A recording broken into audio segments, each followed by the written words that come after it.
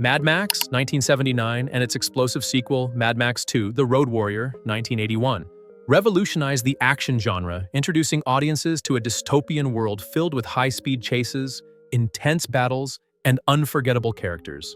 These films launched a legendary franchise, but what happened to the actors who first roared across the wasteland? Let's take a look at where they are now. Vernon Wells was 36 when he portrayed Wes, the savage, mohawked warlord whose animalistic rage and brutality left a lasting impression.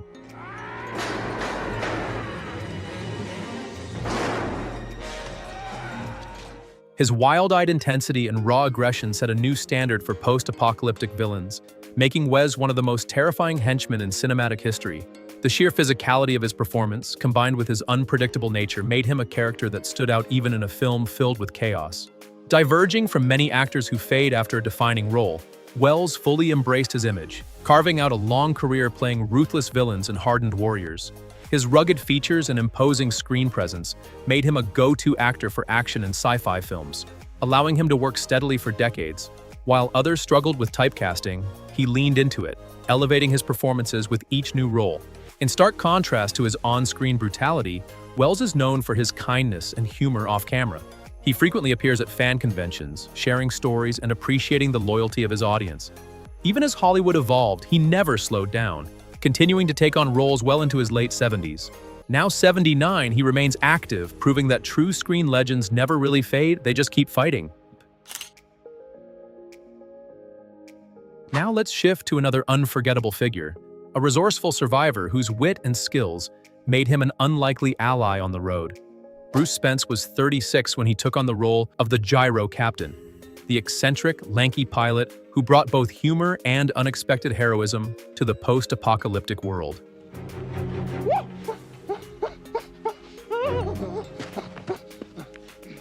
With his towering frame, sharp features, and wide-eyed expressions, Spence created a character that felt both unpredictable and oddly endearing. His ability to blend comedy with action set him apart, making him a standout in an otherwise brutal landscape.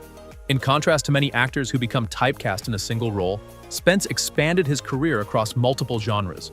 His distinctive look and commanding presence made him a natural fit for fantasy, sci-fi, and even animated films. He appeared in major blockbusters, often playing enigmatic or otherworldly characters, proving his versatility time and again. While some of his peers struggled to maintain relevance, Spence found ways to reinvent himself, ensuring a steady stream of roles throughout the decades. Off-screen, Spence has largely avoided controversy, maintaining a quiet personal life. Unlike many Hollywood stars who crave the spotlight, he has remained dedicated to his craft, letting his performances speak for themselves. Now 78, he continues to work, proving that true character actors never lose their appeal. They simply evolve with time. Comment your favorite Gyro Captain moment to celebrate his impact on the film. Keays-Byrne was 32 when he took on the role of Toe Cutter, the sadistic, theatrical gang leader whose unsettling charisma made him one of the most iconic villains in action cinema. Anything I say. What a wonderful philosophy you have. His performance was both menacing and darkly humorous, setting a new standard for post-apocalyptic antagonists. Decades later, he returned to the franchise as the terrifying Immortan Joe, proving his ability to command the screen with raw intensity. Diverging from many of his co-stars who sought mainstream Hollywood success, Keays-Byrne remained committed to Australian cinema, appearing in numerous cult classics and stage productions. His deep, commanding voice and expressive face made him a standout performer, particularly in roles requiring larger-than-life energy. Beyond acting, he was a passionate advocate for environmental and humanitarian causes, using his platform to raise awareness about pressing global issues. In contrast to the ruthless characters he portrayed, those who knew him described him as warm, generous, and deeply compassionate. His career spanned over 4 decades, leaving an indelible mark on both Australian and international film. On December 1, 2020, he passed away at 73 due to natural causes. His legacy as a formidable performer lives on, ensuring his unforgettable characters remain legendary in cinema history. Joanne Samuel was just 21 when she played Jessie Rockatansky, the devoted wife whose tragic fate set the wheels of vengeance in motion. Listen, Sproggo talked me into buying him an ice cream, so, I think... Her performance was filled with warmth and quiet strength, making her character's demise even more heartbreaking. While some of her co-stars pursued international fame, Samuel remained a steady presence in Australian cinema and television, proving that success isn't always measured by Hollywood's standards. Unlike many actors who fade into obscurity after an early breakout role, Samuel continued working, securing roles in various TV dramas, children's programming, and independent films. She seamlessly adapted to different genres, demonstrating her versatility. However, she never sought the level of celebrity that some of her counterparts chased, preferring a quieter life in the industry. In contrast to the dramatic fates of many actors, Samuel has led a relatively scandal-free life. While others have battled controversies, she has balanced her career with family, even taking on directing and producing roles later in life. Now 66, she remains a respected figure in Australian entertainment, occasionally appearing in projects that resonate with her interests. Though she may not be a household name worldwide, her legacy is firmly secured as part of one of the most influential action films ever made. Before we dive into the journey of Mad Max's most legendary character, make sure to subscribe. Now, let's take a look at the star who brought this unforgettable role to life. Mel Gibson was just 23 when he took on the role of Max Rokitansky, the brooding, vengeful ex-cop who roamed a lawless wasteland.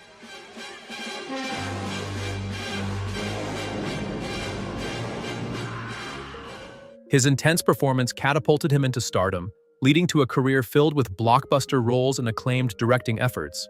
Unlike many actors who peak early and fade away, Gibson dominated Hollywood for decades, becoming one of the industry's biggest names. Diverging from the path of a typical action star, Gibson also carved out a career as a filmmaker, directing award-winning epics that showcased his storytelling prowess.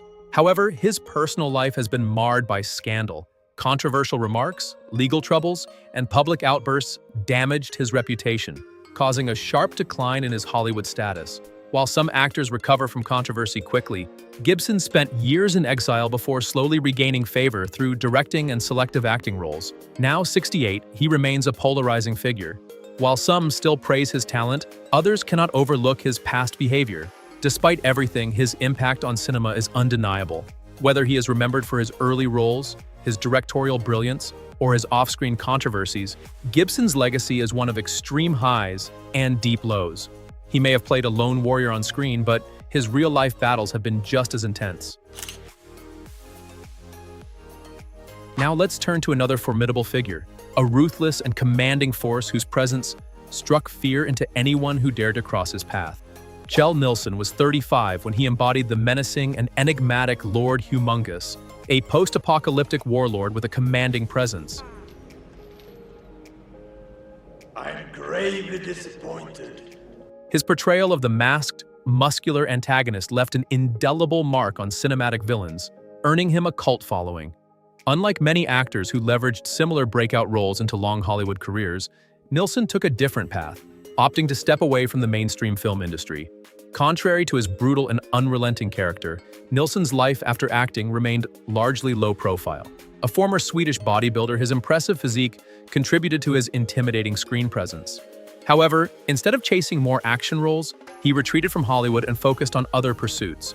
Unlike co-stars who transitioned into directing or producing, Nilsson left the industry altogether, choosing a quieter life outside the spotlight.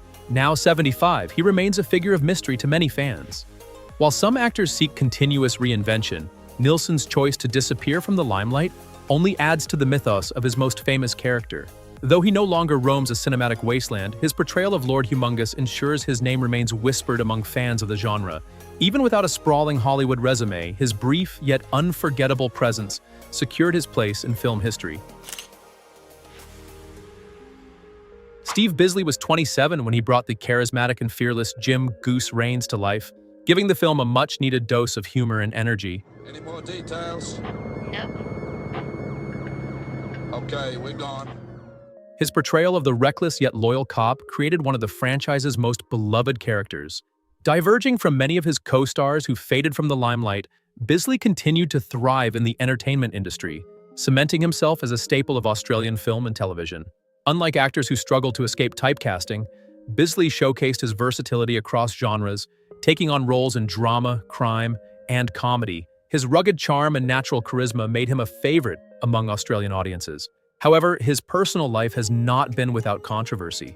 His candid autobiography detailed struggles with relationships and financial hardships, revealing the darker side of an industry that often discards its own. Now 72, Bisley remains active in the industry, proving that true talent never fades. While some actors rely on nostalgia to sustain their careers, he has continued evolving, embracing both theater and television. His legacy as Goose may endure in the hearts of fans, but his career has been defined by far more than just one role. Whether on screen or stage, Bisley's presence remains as magnetic as ever. Now let's shift to another figure, a reckless and unpredictable presence whose actions set dangerous events into motion. Tim Burns was 25 when he took on the unsettling role of Johnny the Boy, a psychotic and unpredictable member of the gang that terrorized the roads. His portrayal brought a disturbing edge to the film, making his character one of the most hated yet memorable villains.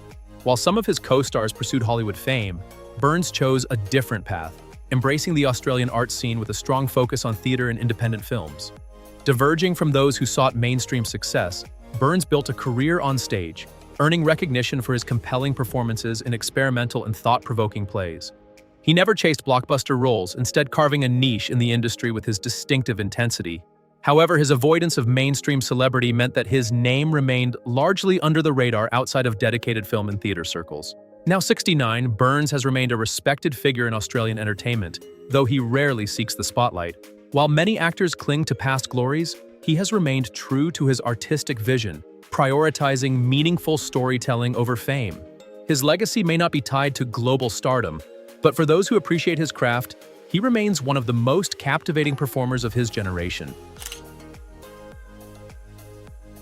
Roger Ward was 42 when he portrayed Fifi McAfee, the no-nonsense, tough-as-nails police chief who brought an authoritarian presence to the screen. His commanding voice and physically imposing stature made him a standout, ensuring that his character left a lasting impression.